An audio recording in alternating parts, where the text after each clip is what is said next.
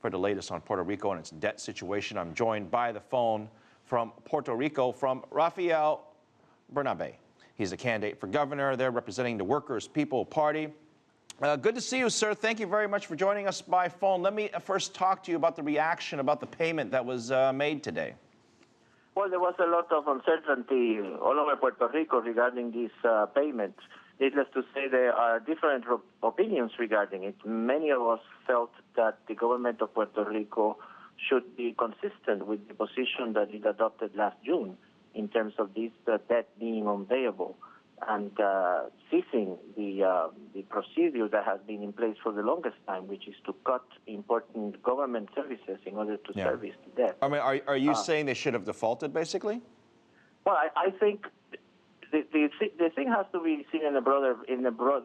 We think there should have been a plan in place for more than 18 months now. It has been evident that the debt of Puerto Rico is unsustainable. The only way to keep servicing this debt is to deprive the government of funds that it needs to promote economic development and to impose further cuts on social services in Puerto Rico.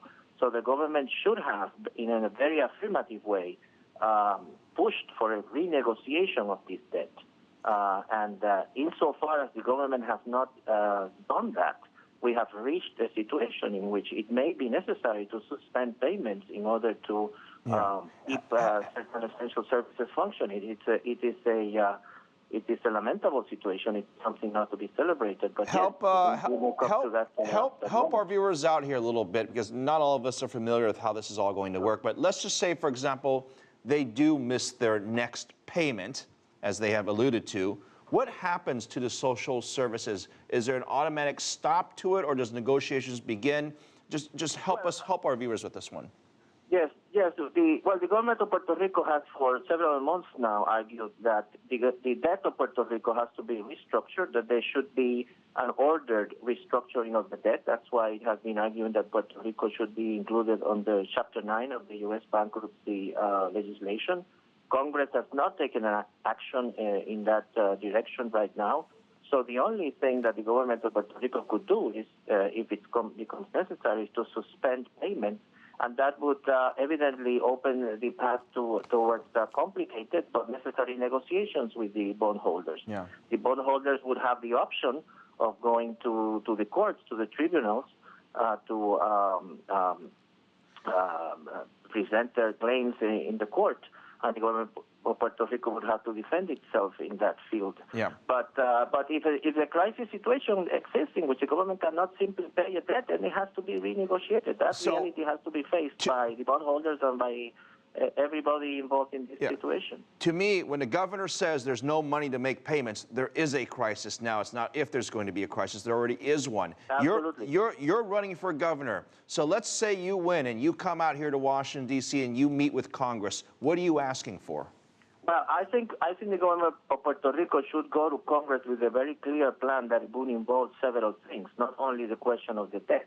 Because behind the question of the debt is the fact that the economy of Puerto Rico has been stagnant for 10 years. It hasn't grown for 10 years. In fact, it has decreased in the last 10 years.